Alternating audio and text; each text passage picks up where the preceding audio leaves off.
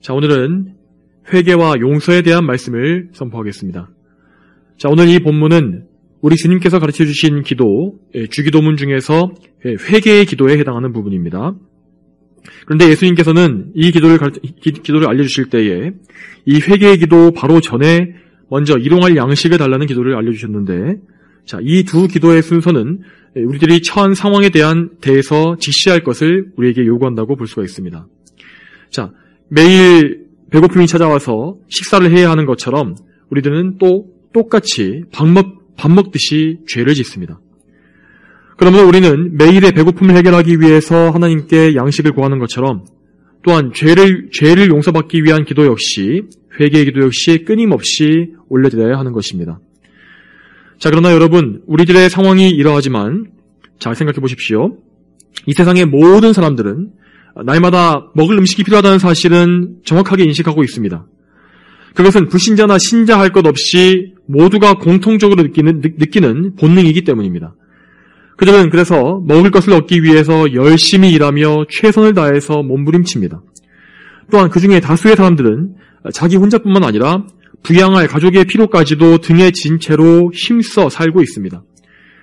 그렇게 일한 대가로 어떤 사람은 겨우겨우 하루하루 먹을 양식만 구하기도 하고, 또 어떤 사람은 아무것도 얻지 못하는 경우도 있지만은, 또 어떤 사람은 필요한 것보다 훨씬 더 많은 것을 얻어서 그것을 쌓아놓고 부를 이루기도 합니다.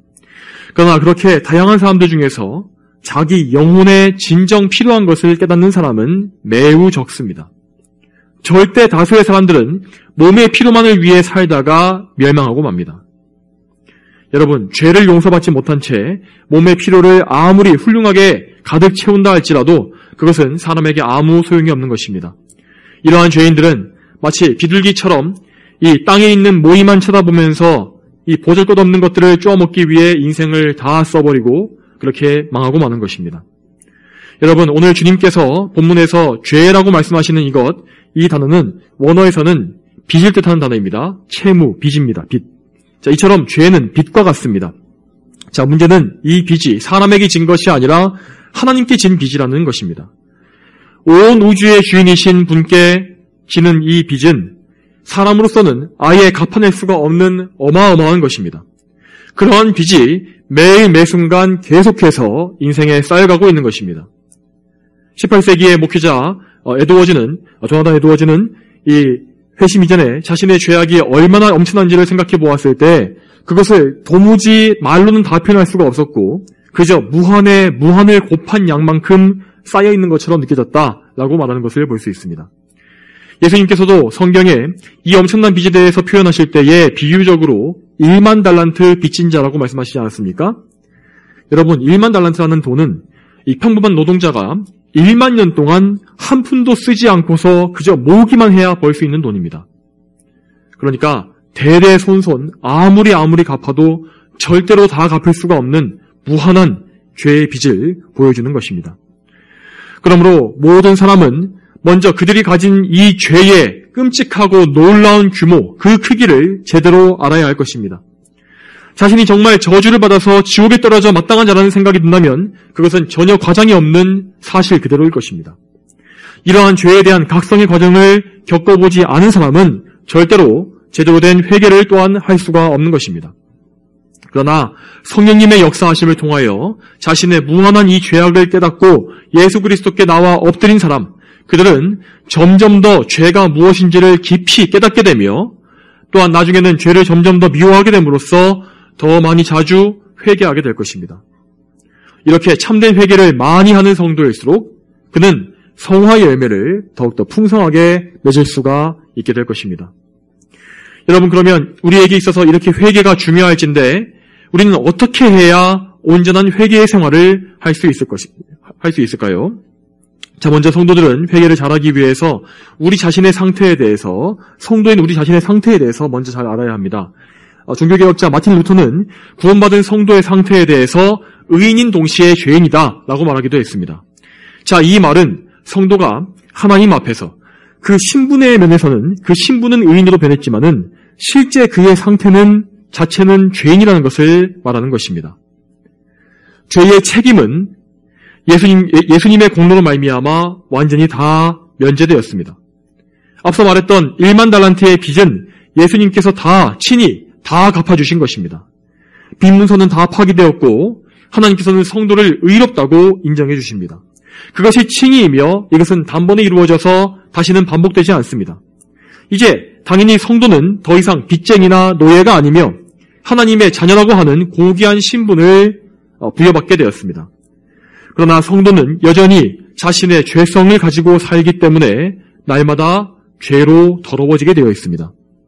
그 죄의 오염으로부터 깨끗함을 입고 죄의 세력과 싸우는 그 삶이 성도가 평생 사는 삶인 것입니다. 그러나 우리는 언젠가는 죄의 오염으로부터 완전히 해방될 날을 맞이하게 될 것입니다. 죄로부터 자유하게 되고 완전한 상태가 되는 것입니다. 이것은 우리의 죽음 이후에 순식간에 일어날 일인데 이것을 우리는 영화라고 부릅니다. 또한 이제는 우리는 죄의 종류에 대해서도 알아야 할 것입니다.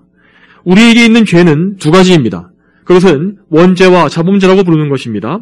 자, 원죄는 우리가 아담 안에 있을 때에 아담과 함께 지었다고 하는 그 최초의 죄를 말하는 것입니다.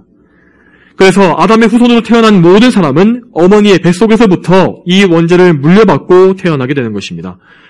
이 원죄를 모두가 다 가지고 있기 때문에 사람은 다 죄인이 되는 것인데 그들은 죄인의 본성을 가지고서 스스로도 수많은 죄를 짓게 됩니다. 이렇게 스스로 짓는 죄를 자범죄라고 부릅니다. 우리는 이 원죄와 자범죄 모두로부터 구원받아야 하는 것입니다. 성경의 참된 가르침은 사람이 아담의 범죄로 인해서 완전히 타락하고 부패해서 하나님 보시기에 선한 일은 아무것도 할 수 없다고 말씀하십니다. 죄인은 선을 행할 자유는 완전히 상실하였고 본성상 죄악을 행할 자유만을 가지고 있는 것입니다. 거듭나지 못한 죄인은 그래서 남을 위해서 목숨을 버리는 것과 같이 최상의 선행을 한다 할지라도 그때에도 하나님 앞에서는 죄를 짓고 있는 것입니다. 이런 말을 듣게 되면은 분명히 사람들은 뭔가 되게 화를 내면서 항변할 것입니다.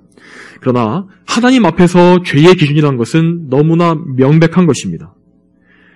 인간이 하나님의 계명을 어긋나게 하는 것, 어기는 것도 죄이고 또한 하나님의 완벽한 기준에 미달하는 것 역시 죄가 되는 것입니다. 이 세상 모든 사람은 하나님의 두려운 계명을 어길 뿐만 아니라 선을 행하려 할 때에도 하나님의 기준에 미치지를 못합니다. 그들은 언제나 그 모든 선행이라 하는 것이 다 죄에 오염되어 있으며 하나님의 기준에 미치지 못하고 또한 그 속에 하나님의 영광이 아니라 자기의 영광과 이기심을 위한 욕망이 가득하기 때문에 선을 행할 수가 없는 것입니다. 물론 반대로 우리 성도들은 거듭남으로써 새로운 성품을 성령께로부터 선물로 받게 되었기 때문에 하나님께서 보시기에 선한 일을 할 수 있는 능력과 열망을 또한 가지게 됩니다. 그러나 그런 우리들도 여전히 앞서 말씀드렸다시피 죄성을 가지고 있기 때문에 어쩔 수 없이 자주 죄를 짓게 되는 것입니다. 여러분, 우리는 하나님을 사랑하고 섬기는 일에 얼마나 나태합니까? 또한 회개하는 일에 있어서도 얼마나 미지근할 때가 많습니까? 또한 우리가 마음속으로 남모르게 짓는 죄는 또한 얼마나 많은지요. 우리가 손쓸 새도 없이 우리의 마음은 탐욕과 온갖 정욕과 미움과 시기와 질투 같은 그러한 죄악을 자꾸만 만들어냅니다. 이렇게 무의식 중에든지 의식 중에든지 우리는 늘 죄에 오염되고 있습니다. 그래서 다윗은 시편 40편 12절에서 이렇게 말합니다. 무수한 재앙이 나를 에워싸고 내 죄악들이 내게 덮쳤으므로 내가 쳐다볼 수조차 없고 그 죄악들이 내 머리카락보다도 많으므로 내가 낙심하였습니다. 정말로 우리는 우리 자신의 죄가 우리의 머리카락 수보다 더 많다는 사실을 깨달아야 할 것입니다.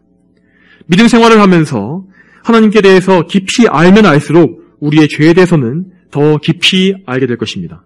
그래서 성화의 깊이가 남달랐던 정말 깊었던 우리 옛 선조들은 세월이 흘러갈수록 그들의 신앙의 연수가 더 늘어갈수록 자신이야말로 정말로 이 세상에서 가장 큰 죄인이라고 실제로 그렇게 느꼈다고 합니다. 우리가 보기에 그들은 정말 놀라운 믿음의 영적 거장이었고 믿음의 거인들이었습니다. 그렇지만 그들 스스로는 자신보다 더 큰 죄인은 아마 세상에 없을 것이다 라고 그렇게 정말 실제로 느꼈다는 것입니다. 바울 사도가 자신을 가리켜서 죄인 중에 괴수라고 말했던 것은 그가 젊었을 때가 아니라 마지막 노년에 이르러서 많은 성화의 과정을 겪은 후였습니다. 이처럼 우리는 시간이 흐를수록 점점 더 많이 우리 자신의 죄를 깊이 인식하게 되며 더 그것에 예민해지고 그래서 더 많이 더 깊이 있는 회개의 생활을 하게 되는 것입니다. 여러분, 그러면 참된 회개란 어떻게 해야 하는 것일까요? 우리는 우리의 참된 회개란 것에 우리의 전 인격이 모두 다 참여해야 한다는 사실을 익히 알고 있어야 합니다. 보통 여러분, 사람의 인격이란 것은 지성과 감정과 의지로 구성된다고 말을 합니다. 이것 중에서 하나라도 결여되어 있다면 정상적인 사람이나 인격체라고 부를 수가 없을 것입니다. 우리가 예수님을 처음 믿을 때에도 우리의 전 인격, 지성과 감정과 의지 모두가 그분께 나아가서 그분을 믿고 굴복하게 되는 것입니다. 그리고 이것은 우리가 거듭난 이후에 성화되어 가면서 날마다 하나님께 올리는 회개에 있어서도 똑같습니다. 보통 우리가 그래서 회개를 세 가지 단계로 나누게 됩니다. 첫 단계는 나의 죄를 인식하고 인정하는 것입니다. 이것은 보통 우리의 지성을 통해 깨닫는 것입니다. 그리고 우리는 우리가 깨달은 죄를 후회하고 이것을 슬퍼합니다. 이것에서는 주로 우리의 감정이 활동하게 됩니다. 마지막으로 우리는 우리의 마음을 새롭게 하여서 다시는 죄를 짓지 않겠다는 결심을 하게 되며 실제로 그렇게 살게 됩니다. 이것은 우리의 의지와 관련된 부분입니다. 참된 회개에는 이렇게 세 가지 단계가 모두 다 있어야 하는 것입니다. 반대로 여러분, 죄를 제대로 인식하지도 못한 채로 두루뭉술하게 대충 고백하고 마는 것은 참된 회개라고 할 수가 없습니다. 이것은 우리의 지성을 다 동원한 회개가 아니기 때문입니다. 하나님께서는 그런 식의 비이성적인 신앙을 기뻐하시질 않습니다. 또한 여러분, 이렇게 죄에 대해서 인식했다 할지라도 그 죄 지은 것을 아파하고 슬퍼하는 마음이 일절 없다면 그 역시 참된 회개라 할 수 없습니다. 베드로가 그랬던 것처럼 심하게 통곡하지는 않더라도 항상 죄에는, 회개에는 경건한 슬픔이 따라와야 하는 것입니다. 자신이 또다시 죄에 넘어지고 하나님의 성령님을 근심하시게 했다는 사실에 대해서 자녀의 슬픔을 반드시 가져야만 하는 것입니다. 그리고 만일 이렇게 슬퍼했더라도 죄에서 돌이키질 않고 기도 자리에서 일어나자마자 똑같은 죄를 또다시 짓게 된다면 그 역시 제대로 회개한 것이 아닙니다. 우리는 하나님께서 우리에게 주신 선한 의지를 잘 사용해야 하는 것입니다. 또한 우리는 스스로 결심하고 애를 쓸 뿐 아니라 하나님께서 우리를 죄에서 멀리 떠나게 해달라고, 그러한 능력과 은혜를 베풀어달라고 하나님께 간구해야 할 것입니다. 이처럼 죄를 멀리하기 위해서 우리의 신앙선조들, 특히 청교도들은 신앙의 결심문들을 많이 작성했다고 합니다. 대표적으로 에드워즈가 쓴 70가지의 결심문이 유명합니다. 물론 이런 분들도 사람이었기 때문에 그 결심문을 다 지킬 수는 없었을 것이고, 또 그렇게 결심했어도 똑같은 죄를 짓고 넘어지기도 했을 것입니다. 그러나 적어도 그들은 죄를 피하기 위해서 언제나 경각심을 가지고 있었고, 그래서 쉽고 가볍게 죄를 짓거나 그것을 아무렇지도 않게 여기는 삶을 살지는 않은 것입니다. 그들은 또한 매일마다 일기를 쓰면서 자신의 죄악된 것을 회개하고 돌아보고 인식하며 경건한 슬픔으로 회개하는 일을 매일마다 했습니다. 이처럼 우리의 신앙 선조들은 자신의 전 인격을 모두 동원해서 날마다 회개하고 죄와 싸우면서 하나님의 영광을 위하여 최선을 다했습니다. 저와 여러분도 이렇게 해야 할 것입니다. 우리는 우리의 삶을 돌아보고 우리가 자주 짓는 죄에 대해서 철저하게 인식하고 날마다 회개해야 합니다. 또한 우리가 습관적인 죄를 짓게 되는 원인이 무엇인지를 잘 생각해보고 그 원인을 단초부터, 그 처음부터 끊어버리려는 그런 노력도 역시 항상 경주해야 할 것입니다. 그리고 우리가 하나님께서 은혜의 수단으로 우리에게 허락하신 것들을 잘 활용함으로써 마음속을 항상 죄악된 것이 아니라 우리의 정욕이 아니라 거룩한 생각, 의로운 것들로 가득 차게 해야 할 것입니다. 자주자주 찬송을 부르고 기도를 하며 시편을 읽는 등의 영적인 활동을 항상 하심으로써 우리의 영혼에 새 힘을 공급해야 할 것입니다. 이러한 선한 수단들을 잘 활용해서 우리는 죄를 피하고 죄를 멀리해 갈 수가 있는 것입니다. 이제까지 우리가 살펴본 것들은 오늘 읽은 본문 말씀의 뒷부분, 그러니까 우리 죄를 용서하시며에 해당하는 부분이었습니다. 그런데 우리 주님께서는 단지 죄를 용서해달라고만 기도하라고 말씀하시지 아니하였고 다른 말씀을 그 앞에 덧붙이신 것을 볼 수 있습니다. 그것이 무엇입니까? 우리가 우리에게 죄 지은 자들을 용서한 것 같이 우리 죄를 용서하시며, 이 말씀을 잘못 듣게 되면은 마치 남들이 우리에게 잘못한 것들을 용서하는 이것이, 이 용서하는 일이 우리 죄를 용서받는 조건인 것처럼 느껴질 수 있습니다. 그러나 이것은 잘못 이해한 것입니다. 죄를 용서받는 것은 오로지 예수님의 보혈로 죄를 씻는 것을 통해서만 가능한 일이기 때문입니다. 우리는 항상 회개할 때에 영원히 우리를 깨끗하게 하시는 예수님의 보혈에 의지해야 하고, 또한 우리를 위해 이루신 예수님의 의를 항상 바라보고 의지해야 합니다. 우리 자신이 뭔가를 행해서 우리의 죄사함에 보탠다는 생각은 애초에 완전히 잘못된 것입니다. 우리는 우리 죄의 가장 작은 부스러기조차도 해결할 수가 없습니다. 그러므로 예수님의 말씀, 이 말씀의 뜻은 우리가 하나님께 죄를 참으로 용서받은 성도라면 우리가 용서받은 것과 같이 우리에게 죄를 지은 사람을 용서할 수가 있다는 뜻입니다. 그런데 이 말씀에서 우리에게 죄 지은 사람을 용서하는 것이 먼저 나오는 그 이유는 우리가 용서받은 자들로서의 합당한 증거를 보여야 한다라는 것을 의미하는 것입니다. 그러니까 즉 우리는 이렇게 기도해야 한다는 것입니다. 하나님 아버지께서 주신 놀라운 은혜로 말미암아 저는 죄를 용서받고 구원을 얻었습니다. 그 크신 긍휼과 은혜 덕분에 저는 새 사람이 되었고 하나님께서 주신 사랑의 마음으로 제게 잘못한 사람을 용서해 주었습니다. 그렇지만 주님, 저는 연약해서 또다시 죄를 지었습니다. 부디 제게 하나님의 은혜를 주셔서 또다시 저를 불쌍히 여겨주시고 제 죄를 용서해 주시옵소서. 이런 기도를 올리는 것입니다. 우리에게 죄 지은 자를 용서하는 것에 대해서 우리가 알기 위해서는 마태복음 18장에 나오는 예수님의 비유를 읽어보면 되겠습니다. 거기에는 아까 설교 초반에 언급했던 1만 달란트 빚진 자의 이야기가 나옵니다. 주인에게 1만 달란트 빚진 종이 끌려왔지만은 그는 갚을 것이 없어서 주인께 용서를 빌었고, 주인은 그를 불쌍히 여겨서 그의 빚을 모두 탕감해 주었다고 합니다. 그렇게 빚을 면제받고 나오는 그 길에 그는 100데나리온 빚진 동료를 만났는데, 그는 동료를 붙잡아 놓고 용서해주지 않은 채 그를 감옥에 던져 넣어버렸습니다. 이 소식은 곧장 주인에게 전달되었고, 그 주인은 그래서 종을 붙잡아 와서 그를 엄히 꾸짖고 감옥에 넣었다고 합니다. 이때 주인은 종에게 이렇게 말했습니다. 악한 종아, 네가 나에게 간청하기에 나는 너에게 그 빚을 다 면제해 주었다. 그러면 내가 너를 긍휼히 여긴 것처럼 너도 너의 동료를 긍휼히 여겼어야 하지 않겠느냐? 또한 예수님께서는 이 비유를 다 말씀하신 이후에 우리에게 이렇게 말씀하십니다. 너희가 너희 형제를 진심으로 용서하지 않으면 하늘에 계신 내 아버지께서도 너희에게 이와 같이 하실 것이다. 이 말씀을 들을 때에 우리는 우리 자신을 돌아보아야 할 것입니다. 우리는 본성상 우리에게 잘못한 사람을 미워하게 되어 있고, 또 우리가 용서했다 하더라도 앙금을 남겨놓는 경우가 참 많습니다. 혹시 여러분 중에 자주 우리에게 잘못한 사람이 있다면 2번은 몰라도 3번, 4번째에는 그가 아무리 사과하더라도 용서하지 않는 것이 우리의 성향이 아닙니까? 그러나 예수님께서는 또 이렇게 말씀하셨습니다. 누가복음 17장 4절에 내 형제가 내게 하루에 7번 죄를 짓고 7번 내게 돌아와 내가 회개한다라고 말하면 그를 용서해야 한다. 자, 누가복음에서는 7번이라고 말씀하셨지만은 마태복음에서는 70번씩 7번이나 말씀하셨습니다. 그것도 하루 만에 그런 짓을 할지라도 그가 와서 내가 회개한다고 말하면 용서하라고 하신 것입니다.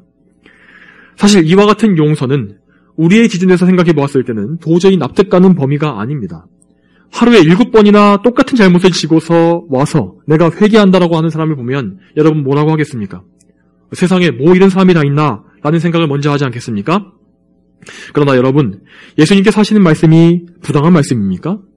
예수님께서 자신도 하지 못할 일을 우리에게는 억지로 떠미시는 것입니까? 그렇지 않습니다. 예수님께서는 정말로 하루에 7번이나 똑같은 죄를 짓고 와서 회개하는 자를 정말 용서해 주시는 분이십니다. 그렇게 7번이나 회개하는 뻔뻔스러운 죄인이 누구겠습니까? 바로 우리 자신이 아닙니까? 우리는 평생 동안 말씀을 들으면서도 또 죄를 짓고 돌아서서 또 똑같은 죄를 반복합니다. 그러면서도 염치불구하고 주님께 또 나와서 저를 용서해달라고 간청합니다. 그러나 여러분, 그 많은 회개 중에서 하나님께서, 참으로 우리의 주님께서 우리의 회개를 받아주시지 않은 경우가 단 한 번이라도 있었습니까? 만일 정말 단 한 번이라도 하나님께서 우리의 회개를 거절하신다면 저와 여러분 중에서 여기에 살아남아 있을 사람이 과연 누가 있겠습니까? 우리는 이처럼 놀라운 용서의 은혜를 너무나 자주 누리고 있는 것입니다. 이렇게 너무 자주 누리다 보니까 죄의 용서를 받는다는 것이 얼마나 큰 일인지에 대해서 무뎌져서 잘 느끼지 못하고 있는 것입니다. 그러나 하나님의 입장에서는 죄의 용서는 간편한 일이 절대 아닙니다. 그분의 아들 예수님의 생명이라는 값비싼 대가를 치르시고서야 그분은 우리를 용서하실 수 있었던 것입니다. 사랑하는 성도 여러분, 혹 여러분께서 남을 용서하고 그를 미워하지 않는 것이 힘들게 느껴지신다면 여러분 자신이 어떤 사랑과 용서를 받았는지를 성경을 통해 깊이 생각해 보시길 바랍니다. 우리가 어떻게 죄에서 용서받고 자유를 얻었습니까? 예수님께서 십자가에 달리심으로 우리를 대신해서 모든 죄값을 치르셨고 그래서 우리는 죄 용서와 자유를 얻었습니다. 그 예수님께서 십자가에서 달리셔서 가장 먼저 하신 말씀이 누가복음 23장 34절에 나와 있습니다. 아버지시여, 저들은 자신들이 무엇을 하는지 알지 못하고 있으니 저들을 용서하소서. 예수님께서 말씀하신 저들, 이 저들에는 분명히 저와 여러분이 포함되어 있는 것입니다. 우리의 수없이 많은 무거운 죄를 담당하셔서 십자가에 달리신 예수님께서는 우리에 대한 원망이나 미움은 일절 가지지 않으셨습니다. 그 참혹한 형벌을 다 받으시면서도 예수님께서는 그분 자신의 안위에는 관심이 없으셨습니다. 예수님은 자기 고통을 좀 경감시켜달라고 기도하신 것이 아니었습니다. 그분은 우리를 위해서 기도해 주셨습니다. 그러므로 주님 안에서 용서받아서 하나가 된 우리 모두는 예수님의 기도가 응답받으셨기 때문에 그 응답으로서 구원받은 사람들입니다. 이사야서 53장 12절에서도 분명히 말씀하시기를 예수님께서 많은 자들의 죄를 지고 범죄자를 위해 중보하였다라고 말씀하십니다. 예수님께서는 범죄자인 우리를 위하여 보혈을 흘리시고 자신을 희생제물로 바치셨으며 또한 우리와 하나님 사이에 중보자가 되심으로 우리에게 생명을 주셨습니다. 또한 예수님의 아버지이신 성부 하나님께서는 우리를 먼저 사랑하셨고 그것도 우리가 그분과 원수였었던 때부터 먼저 우리를 사랑하셨습니다. 그분은 우리를 위하여 하나뿐인 아들을 내어주셨으며 그 아들에게 우리가 받아야 할 그분의 진노와 형벌을 다 쏟으셨습니다. 그렇게 하심으로써 하나님은 죄의 문제를 직접 해결해 주셨고 우리를 양자로 받아주신 것입니다. 여러분, 우리 자신이 참으로 참된 성도라면 우리는 이러한 거룩한 사랑과 은혜를 다 받아본 사람들입니다. 그렇다면 우리는 우리의 형제를 긍휼히 여기고 그를 용서하는 것이 당연하지 않겠습니까? 여러분, 그러므로 형제를 용서하지 않는다는 것은 대단히 중대하고 막대한 죄입니다. 야고보서 2장 13절에 긍휼을 베풀지 않는 자에게는 긍휼이 없는 심판이 있을 것이라고 말씀하셨습니다. 만일 내가 입으로는 하나님께 용서받았노라고 감사 찬송을 부르면서도 동시에 형제를 용서하지 않는 자가 그런 사람이 있다면 그는 자기가 하나님께 빚진 1만 달란트를 지옥에서 갚아야 할 것이고 거기서 영원히 나올 수가 없을 것입니다. 또한 우리는 단지 우리의 형제, 곁에 있는 형제뿐만 아니라 원수까지도 사랑할 수 있어야 할 것입니다. 마태복음 5장 44절에 예수님께서 말씀하시기를 너희 원수를 사랑하고 너희를 박해한 자들을 위하여 기도하여라 하셨습니다. 여러분, 사람이 아무리 큰 죄인이라 할지라도 이 세상에 살아있는 사람이라면은 예수님을 통해서 용서받지 못할 만큼 심각한 죄를 지은 사람은 없습니다. 물론 우리는 이 세상에 가득한 죄악에 대해서 하나님의 공의와 심판을 구하며 기도할 수가 있습니다. 그러나 죄에 대해서는 그래야 할지라도 죄인 각 사람에 대하여서 우리는 저주하거나 미워하지 말고 그들을 사랑할 수가 있어야 하는 것입니다.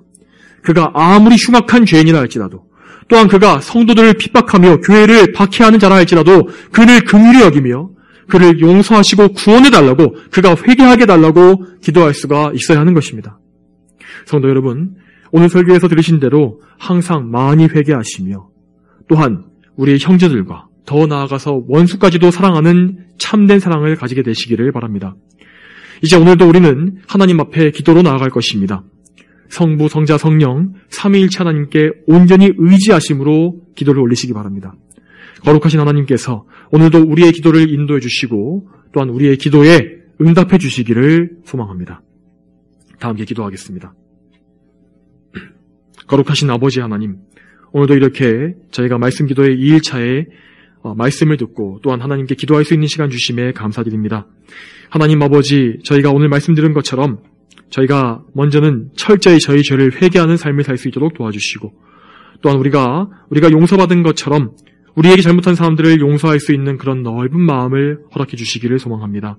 항상 저희가 하나님의 은혜, 주 예수 그리스도의 그 십자가의 사랑과 그 놀라운 은혜에 감사하며 또한 찬송하는 삶을 살게 하시며 그렇게 은혜 받은 자답게 아버지여 원수까지도 사랑할 수 있는 그런 진실된 그리스도인의 사랑을 가질 수 있도록 인도하여 주시옵소서. 감사드리며 예수님의 이름으로 기도 올렸습니다. 아멘.